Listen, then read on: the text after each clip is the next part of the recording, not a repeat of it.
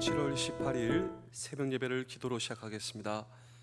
나와 함께 하시는 하나님 아버지, 언제나 나를 바라보시며 사랑을 베푸시니 감사합니다. 이 아침에도 자고 있는 나의 얼굴을 가장 잘 아시는 아버지, 아버지처럼 나를 사랑하는 이 없습니다. 그 사랑으로 인해 이 아침에 감사와 찬양을 드리오니 받아주시며 세상 모든 만물이 각자의 때를 가지듯 오늘도 나에게 주어진 나의 때가 있음을 고백합니다. 오늘도 나에게 필요한 그 때를 놓치지 않게 하시며 오늘 폭우 가운데 있사오니 오늘도 우리 부대와 가정과 모든 삶의 터전을 지켜보아여 주시옵소서. 예수님의 이름으로 기도합니다. 아멘. 찬송가 317장을 찬양하겠습니다.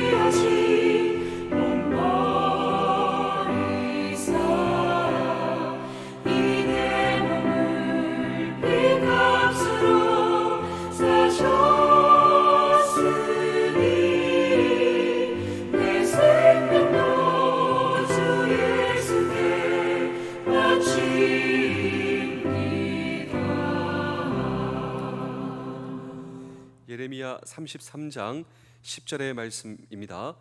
여호와께서 이와 같이 말씀하시니라. 너희가 가리켜 말하기를 황폐하여 사람도 없고 짐승도 없다 하던 여기 곧 황폐하여 사람도 없고 주민도 없고 짐승도 없던 유다 성읍들과 예루살렘 거리에서 즐거워하는 소리, 기뻐하는 소리, 신랑의 소리, 신부의 소리와 및 만군의 여호와께 감사하라.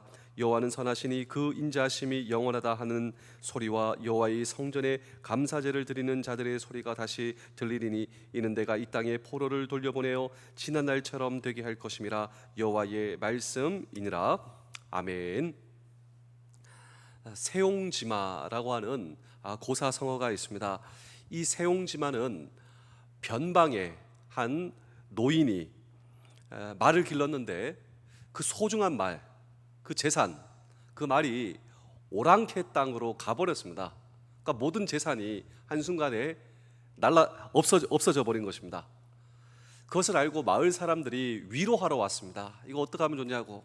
그 말이 오랑캐 땅으로 갔으니 찾을 수가 없으니 이 위로의 말을 건네는 것이죠. 그런데 그 노인께서는 이렇게 태연하게 말했습니다. 이 일이 복이 될지 어찌합니까? 며칠 뒤에 오랑캐 땅으로 도망갔던 그 말이 신부감을 데리고 온 거예요. 그러니까 말 두 마리가 된 겁니다. 이 재산이 아주 그 두 배로 늘어난 것이죠. 모든 사람들이 와서 축하합니다. 야, 그 말이 얼마나 그 복이냐고. 근데 그 노인은 또 태연하게 이렇게 이야기합니다. 이것이 화가 될지 어떻게 알겠냐고. 좋아하지 않는 겁니다.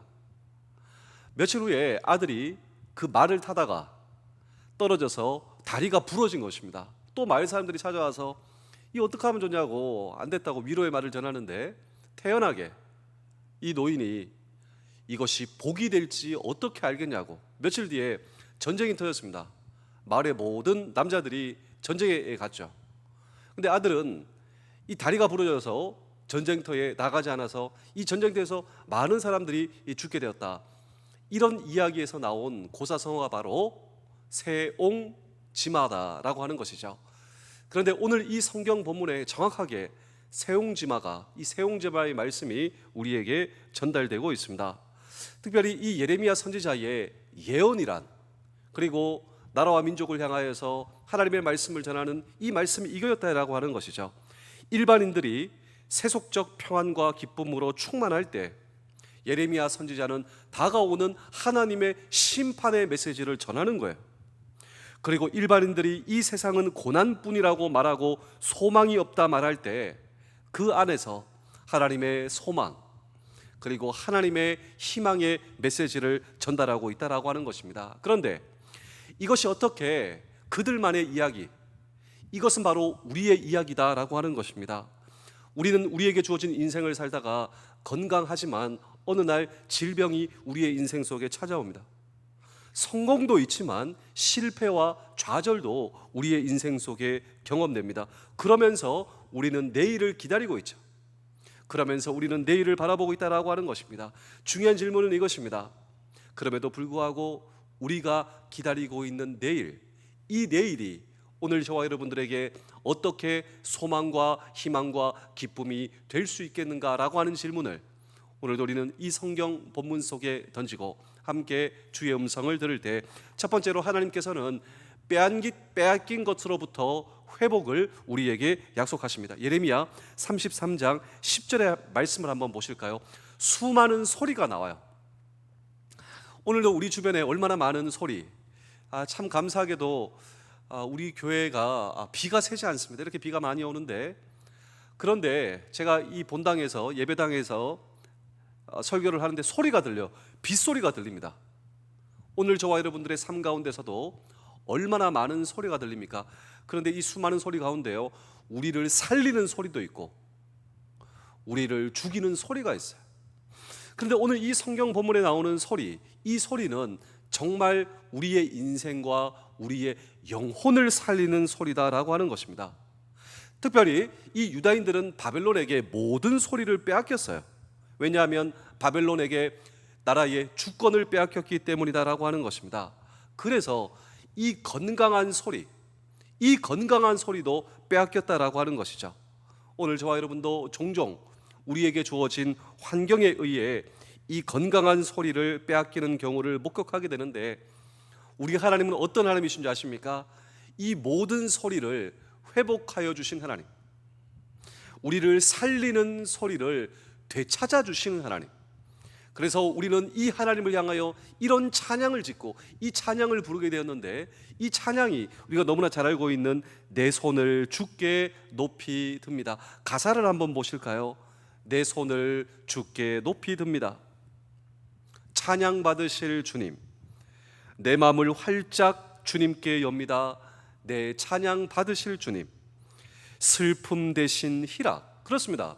우리의 인생에 희락의 소리를 회복하여 주시는 주님, 제 대신 화관을 회복하여 주시는 주님, 근심 대신 우리의 인생에 찬송을 회복시켜 주시는 주님, 찬송의 옷을 우리에게 입혀 주시는 주님. 그렇습니다. 이러한 주님께 내 손을 주께 높이 듭니다. 사실 이 손을 든다라고 하는 것은 항복이라고 하는 뜻입니다. 내가 움켜쥐고 있었던 세상의 소망, 내가 움켜쥐고 있었던 세상의 목적, 이 모든 것을 주님 앞에 내려놓을 때 우리의 영혼과 우리의 가정과 우리의 부대에 참된 소망의 소리, 정말 우리를 살리는 소리, 이 소리가 주님께로부터 나온다. 그리고 우리의 인생에 진정한 참된 찬송의 소리를 회복하여 주시는 오늘도 주님께 항복입니다. 내가 움켜쥐고 있던 모든 것을 주님 앞에 내려놓으십시오. 이때 주님께서 우리의 진정한 소리를 회복시켜 주신다라고 하는 사실을 기억하시는 우리 모두 되실 수 있기를 주의 이름으로 축복합니다. 두 번째로 우리 예레미야 33장 10절의 말씀을 한번 보실까요? 전에 이스라엘 백성들, 특별히 하나님의 백성들은 자의에 의해 하나님을 불신앙했습니다. 그러니까 내 의지로 인해서 하나님을 향한 불신앙을 선택하게 되었다라고 하는 것입니다. 그런데 그 결과 바벨론에 끌려가 타율적으로 신앙을 방해받고 있습니다. 처음에는 내 의지로 하나님을 반항했어요. 바벨론에 끌려가서 이제는 아주 강요된 하나님을 향한 불신앙을 강요받습니다. 다니엘의 세 친구 아시죠? 하나님을 믿는 신앙 때문에 이제 풀무불 속에 끌려간다라고 하는 것입니다. 그런데 그 결과가 무엇이었습니까? 이제 하나님을 신앙할 수 있어요. 그 모든 환경과 그 모든 과정 가운데 진정으로 하나님을 향한 믿음을 회복할 수 있었다라고 하는 것입니다. 그렇습니다. 우리가 하나님을 신앙한다, 하나님을 의지한다, 하나님을 믿는다, 이 모든 것은요, 이 모든 것으로 인해서 우리에게 얻어지는 것은 영혼의 만족이다라고 하는 것입니다. 사실 우리는 우리에게 주어진 인생을 살아가면서 육체적 만족을 원하고, 또 우리는 이 육체적 만족을 위해서 하나님께 우리가 의지하고 기도할지 모르겠지만, 그 모든 과정 가운데 하나님께서 우리에게 영혼의 만족을 주시는 하나님, 영혼의 만족은 정말 성경이 우리에게 약속하시는 놀라운 은혜입니다. 이 세상 모든 조건이 갖추어지고 있어도 그럼에도 불구하고 영혼의 만족이 없다면 아무것도 아니에요. 그런데 오늘 저와 여러분에게 주시는 영혼의 만족과 하나님께서 주시는 평안과 만족이 오늘 저와 여러분들에게 허용된다면, 세상의 모든 것이 없어도 하나님께서 주시는 이 만족, 여호와는 나의 목자시니 내게 부족함이 없으리로다. 이 고백을 하고 있는 다윗은요, 세상의 모든 것이 충족되고 만족되어서 이런 고백을 한 것이 아니었습니다. 나에게 필요한 것이 있지만 궁극적으로 하나님께서 나에게 주실 것을 믿고 있거나 없거나 하나님이 나의 만족이십니다. 오늘도 하나님을 신뢰하고 하나님을 믿고 의지하는 것, 그리고 그 하나님이 나와 함께 있으니 내 인생의 만족입니다. 우리 다시 한번 더 예레미야 33장 10절의 말씀을 한번 보실까요? 이는 생업에 관한 언급일 뿐만 아니라 안식에 관한 언급이에요. 양을 치는 자들의 안식 없이 양떼의 안식도 있을 수가 없기 때문입니다. 우리는 보통 바벨론 포로로 끌려간 이 이스라엘 백성들의 자유가 아주 심각하게 제한되었다. 우리는 이렇게 생각하지만 성경학자들은 어느 정도의 자유는 허용되었다. 성경학자들은 이렇게 얘기하는데요, 이 자유가 마음의 안식이다라고 하는 것입니다. 끌려간 곳에서 하나님을 의지할 수밖에 없었습니다. 그때 하나님께서 우리에게 주시는 만족, 하나님께서 함께 하시니 우리의 인생 속에 경험되는 놀라운 평안, 그렇습니다. 오늘도 하나님을 의지함으로, 하나님을 신뢰함으로, 하나님을 바라봄으로 하나님께서 저와 여러분들에게 주시는 놀라운 은혜와 안식을 경험하는 우리 모두 되실 수 있기를. 그리고 우리에게 필요한 것이 있습니다. 우리는 그것 때문에 하나님을 의지합니다. 그런데 그 가운데 하나님께서 우리에게 주시는 영혼의 만족, 그리고 하나님이 나와 함께 하심에 오늘도 우리의 인생 속에 사라지는 이 두려움, 이 모든 하나님의 만족, 이 만족이 우리의 모든 만족 되실 수 있기를 주의 이름으로 축복합니다. 우리 예레미야 33장 17절의 말씀을 우리 마지막으로 한번 읽어보겠습니다. 시작. 여호와께서 이와 같이 말씀하시니라. 이스라엘 집에 왕위에 앉을 사람이 다윗에게 영원히 끊어지지 아니할 것이며. 자, 이스라엘 역사를 보면 패턴이 있습니다.